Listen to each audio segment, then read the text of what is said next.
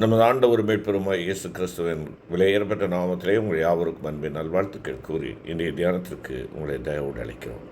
இன்றைய தியான பகுதி 23ஆம் சங்கீதம் 23 தியான வசனம் 5ஆம் வசனம் 23:5. என் பாத்திரம் நிரம்பி வழிகிறது, என் பாத்திரம் நிரம்பி வழிகிறது. தேவனுடைய அபரிதமான ஆசீர்வாதங்களையும் நன்மைகளையும் மேன்மைகளையும் அவருடைய இனிமையான ஆட்டுக்குட்டிகளாக நமக்கு கொடுப்பதை குறித்து நாம் இந்த நாட்களில் தியானித்து வருகிறோம். கடந்த நாளிலே அவர் நம்மை நிரப்புகிறார் என்பதை குறித்து பார்த்தோம். நிரம்பி வழிகிற ஆசீர்வாதம். என் ஆண்டவர் எப்பொழுதும் அரைகுறையான ஒரு ஆசீர்வாதம் அல்ல, வழிந்தோடும் ஒரு ஆசீர்வாதம். அதை கடந்த நாளிலே நாம் தியானித்தோம். சந்தோஷத்தினாலும் சமாதானத்தினாலும் நம்மை நிறைக்கிறார் என்று சொல்லி தொடர்ந்து இந்த நாளிலே துதியினால் நாம் நிறைந்திருக்கும்படியாக செய்கிறார். துதியினால் நிறைந்திருக்கும்படியாக. துதிப்பது என்பது லேசான காரியம் அல்ல. துதியினால் நிறைந்திருக்கும்படியாக ஆண்டவர் செய்கிறார். நம்முடைய வாயானது எப்பொழுதும் தேவனை உயர்த்தும் துதிகளினால் நிறைந்திருக்க வேண்டும் என்று சொல்லி ஆண்டவர் விரும்புகிறார். நீங்களும் நானும் துதியின் மக்கள். நம் ஆண்டவர் துதிக்கு பாத்திரராக இருக்கிறவர். ஆகையினாலே துதிக்கு பாத்திரராக இருக்கிற தேவனை நீங்களும் நானும் ஓயாது நாம் துதித்து கொண்டு இருக்கும்படியாக துதியினாலே நம்மை நிறைத்து கொண்டே இருக்கிறார்.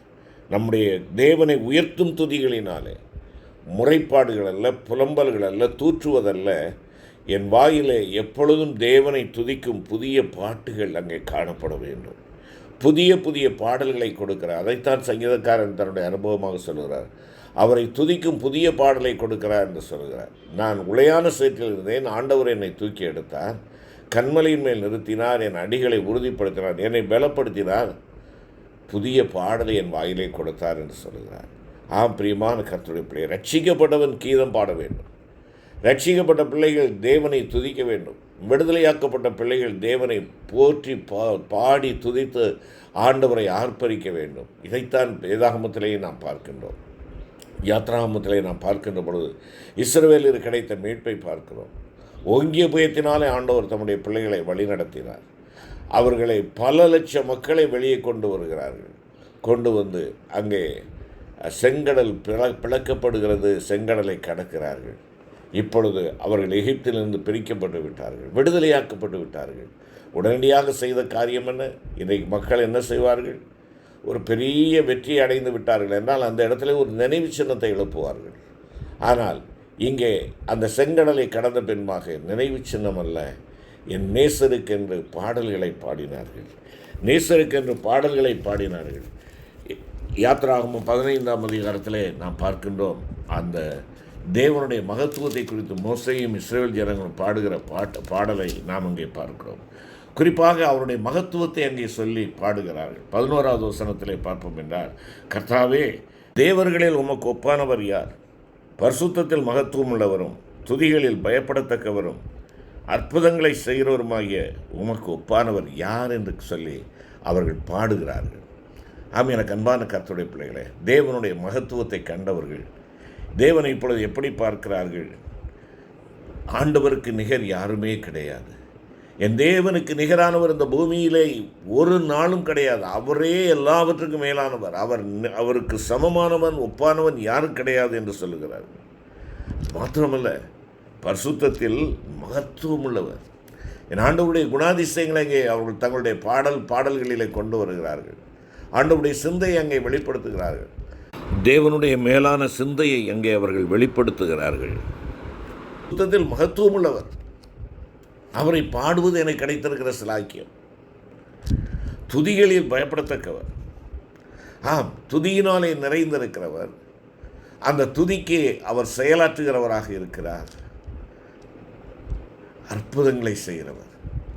என் வாழ்க்கையிலே அற்புதங்களை செய்து என்னையும் என் வீட்டாரையும் அற்புதங்களாகவும் அடையாளங்களாக வைத்திருக்கிறாரே, அப்படிப்பட்ட மாதேவனுக்கு நிகரானவர் யார்? ஒருவரும் இல்லை என்று சொல்லி அவர்கள் தேவனை துதிக்கிறதை பார்க்கிறோம். என்னை கேட்டுக்கொண்டிருக்கிற அருமையான கர்த்தருடைய பிள்ளையை, உன் வாழ்விலே தேவன் தந்திருக்கிற விடுதலைக்காக, உன்னை கல்வாரி சிலுவையின் இரத்தத்தினாலே மீட்டெடுத்த அந்த நல்ல தயவுக்காக நீ நினைவு சின்னங்களை எழுப்ப வேண்டாம், கூடாரங்களை எழுப்ப வேண்டாம். உன் தேவனை துதித்து கொண்டு உன் தேவனை பாடு. உன் தேவனை பாடல்களினாலே மகிமைப்படுத்து. அவர் மகிமையின் தேவன், பரிசுத்தத்தின் மகத்துவமானவர். அவருக்கு நிகரானவர் யாரும் கிடையாது. அற்புதங்களை செய்கிறவர். உன்னை ஆச்சரியமாய் வழிநடத்தி கொண்டு வருகிறார். எம்மட்டும் வழிநடத்தி வருவதற்கு நீ நான் ஏமாத்திரம். அது மாத்திரமல்ல, துதித்தலை தேவன் கனப்படுத்துகிறார். துதிப்பதை கனப்படுத்துகிறார். ஆம், இங்கே பரிசுத்த லூக்கா எழுதின சுவிசேஷத்திலே நாம் பார்க்கின்ற பொழுது 1ஆம் அதிகாரத்திலே பரிசுத்த கன்னிமரியாளுக்கு தேவதூதன் காட்சி அளிக்கிறான். நற்செய்தி பகிரப்படுகிறது. உன் வயிற்றிலே இந்த உலக இரட்சகர் பிறப்பார் என்று சொல்லுகின்ற நற்செய்தி சொல்லப்படுகிறது. அருமையான கர்த்தருடைய பிள்ளைகளே, ஒரு சவால் நிறைந்த செய்தி, ஒருவேளை உள்ளத்தின் ஆழத்தை உடைக்கக்கூடிய ஒரு செய்தி. நான் இன்னும் திருமணமாகவில்லையே, வேறொருவருக்கு நிச்சயிக்கப்பட்டிருக்கிறேனே, இப்படிப்பட்ட ஒரு சூழ்நிலையில் எனக்கு எப்படி குழந்தை பிறக்கும்? அப்படி பிறக்கும் என்றால் இந்த உலகம் என்னை பார்த்து என்ன சொல்லும்?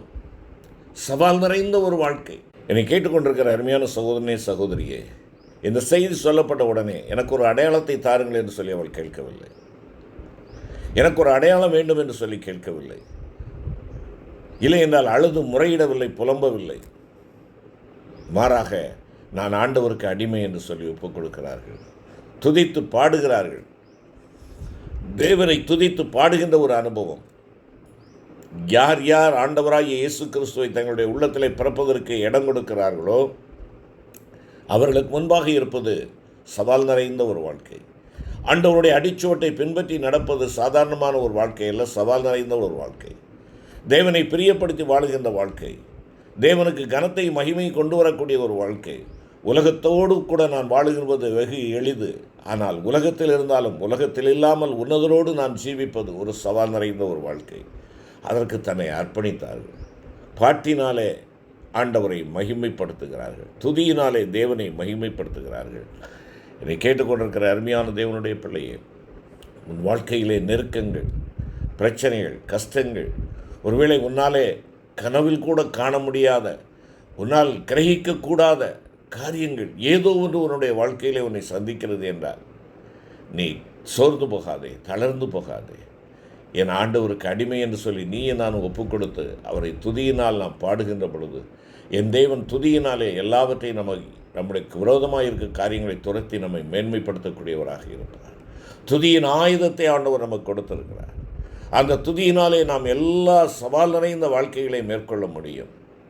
ஆம், அது நிமித்தமாக உலக இரட்சகரை நீ நானும் இந்த உலகத்தில் உள்ளவர்களுக்கு சொல்ல முடியும்.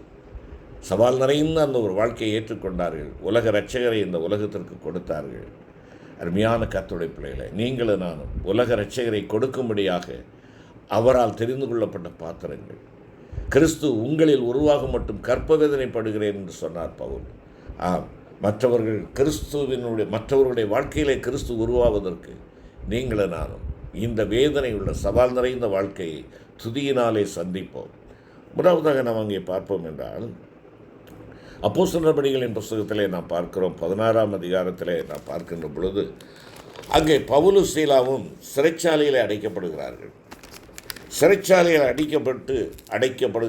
அடிக்கப்பட்டு காயப்படுத்தப்பட்டு அவருடைய கால்களும் கைகளும் தொழுவத்திலே மாட்டப்பட்ட ஒரு நிலை. எதற்காக? திருடவில்லை, யாரையும் கொள்ளையடிக்கவில்லை, எந்த ஒரு தகாத காரியத்தை அவர்கள் செய்யவில்லை. அருமையான கர்த்தருடைய பிள்ளைகளே, தேவனுக்காக நின்றபடியினாலே, தேவ வைராக்கியத்திற்காக அவர்கள் இந்த பாடுகளை அனுபவிக்கிறார்கள்.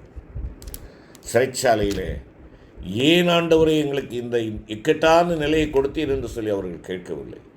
எதற்காக நாங்கள் உம்மை பின்பற்றினோம், இந்த அடியும் உதவி வாங்குவதற்காக என்று சொல்லி அவர்கள் பதஷ்டப்படவில்லை, புலம்பவில்லை, முறுமுறுக்கவில்லை.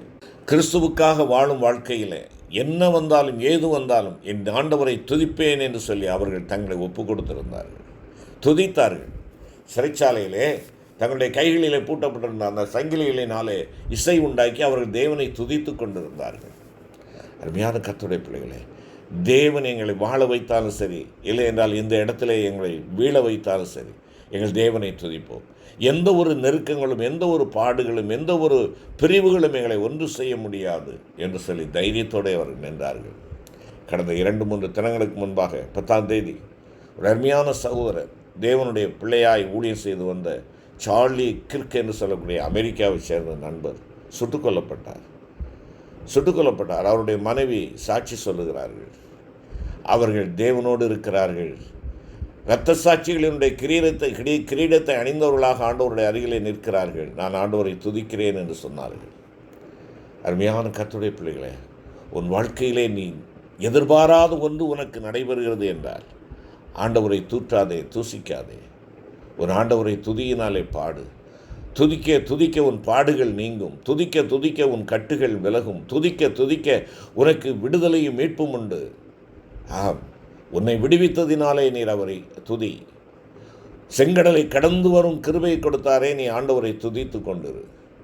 அருமையான தேவனுடைய பிள்ளையே, உன் ஆண்டவர் உனக்கு கொடுக்கின்ற ஒரு காரியங்கள், இல்லைனா உனக்கு அனுமதிக்கின்ற ஒரு காரியங்கள் கிரகிக்கக்கூடாததாக இருக்கலாம். அடையாளத்தை கேட்காதே, அடிமையாக ஒப்புக்கொடு. மரியாளை போல இதோ நான் ஆண்டவருக்கு அடிமை என்று சொல்லி ஒப்பு கொடுத்து நாம் துதிக்க அழைக்கப்படுகிறோம்.